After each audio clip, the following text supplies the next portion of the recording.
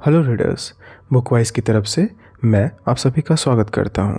आज हमने पिक की है फ्योदोर दोस्तोयेव्स्की की लिखी 1848 में published short novella White Nights. White Nights Dostoevsky के अर्ली कामों में से एक है, जब वो उतने डार्क, साइकोलॉजिकल और फिलोसॉफिकल राइटर नहीं बने थे जितने बाद में क्राइम एंड पनिशमेंट या द ब्रदर कारामाज़ोव में दिखते हैं। ये कहानी सिंपल लगती है लेकिन अंदर से बहुत इमोशनली कॉम्प्लेक्स है। इसमें लोनलीनेस, रोमांटिक आइडियलिज्म, इमेजिनेशन और रियलिटी के बीच का कॉन्फ्लिक्ट एक्सप्लोर होता है। स्टोरी का नैरेटर एक ड्रीमर है जिसका नाम नहीं दिया गया है। वो सेंट पीटर्सबर्ग में अकेला रहता है, सोशली आइसोलेटेड और अपनी इमेजिनेशन की दुनिया में जीता है। एक रात वो नास्तेनका नाम की लड़की से मिलता है। दोनों 4 वाइट नाइट्स तक मिलते हैं। रशिया में समर के दौरान रात पूरी अंधेरी नहीं होती और इसी का रेफरेंस 4 वाइट नाइट से दिया गया है। नास्तेनका अपनी लव स्टोरी शेयर करती है।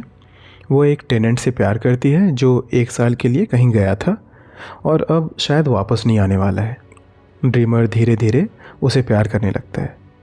एक पल के लिए लगता है कि नास्तेनका भी उसे एक्सेप्ट कर लेगी, लेकिन एंड में उसका पहला लवर वापस आ जाता है और ड्रीमर फिर से अकेला रह जाता है। सो एंडिंग बिटर स्वीट है, जो पेनफुल लेकिन पोएटिक है। वाइट नाइट्स के मेजर थीम्स हैं loneliness and isolation, imagination versus reality और pure and selfless love. Dreamer modern urban loneliness का सिंबल है। वो सोसाइटी का पार्ट होते हुए भी डिस्कनेक्टेड है। दोस्तोयेव्स्की यहाँ ये दिखाते हैं कि इंसान सिर्फ फिजिकल स्पेस में नहीं, इमोशनल स्पेस में भी अकेला हो सकता है।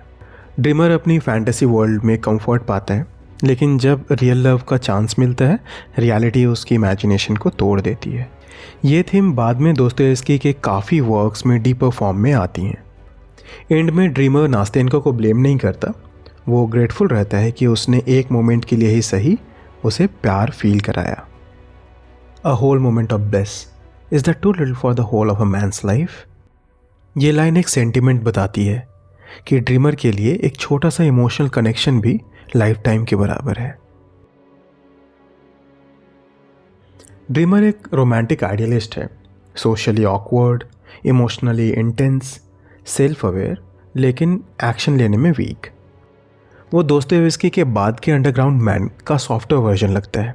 अगर आपने नोट्स फ्रॉम अंडरग्राउंड पढ़ा है तो आपको लगेगा कि ये उसका इनोसेंट प्रीडिसेसर है। ड्रीमर ट्रेजेडी का हीरो नहीं, वो एक सेंसिटिव सोल है जो रियलिटी के हार्श ट्रुथ को एक्सेप्ट करता है। वाइट नाइट सिंबलाइज करती है होप और इल्यूजन को, हाफ लाइट स्टेट को जहां ना पूरी रोशनी है ना पूरा अंधेरा, और इमोशनल एम्बिग्विटी को। जैसे रात पूरी अंधेरी नहीं होती, वैसे ही ड्रीमर का प्यार पूरी रियलिटी या पूरी फैंटेसी नहीं है।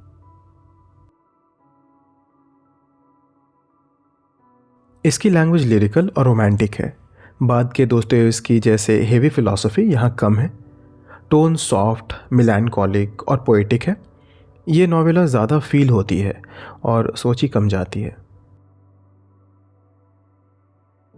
वाइट नाइट्स उन लोगों के लिए परफेक्ट है जो ओवरथिंक करते हैं, जो अपनी इमेजिनेशन में जीते हैं या जिनको अनरिक्वेटेड लव का एक्सपीरियंस है।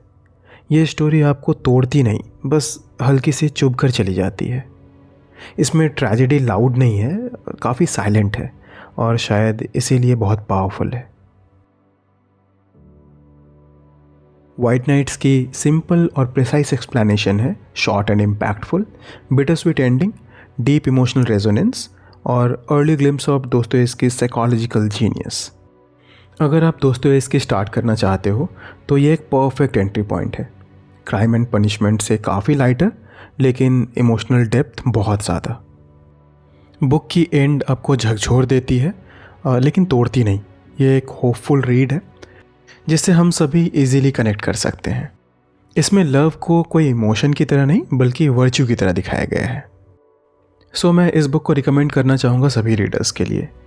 अगर आपने इस बुक को पढ़ ली है तो हमसे अपने रीडिंग एक्सपीरियंसेस ज़रूर शेयर करें। तो फिर मिलते हैं एक और नए नॉवेल के रिव्यू और एनालिसिस के साथ। तब तक के लिए हैप्पी रीडिंग, हैप्पी जर्नी।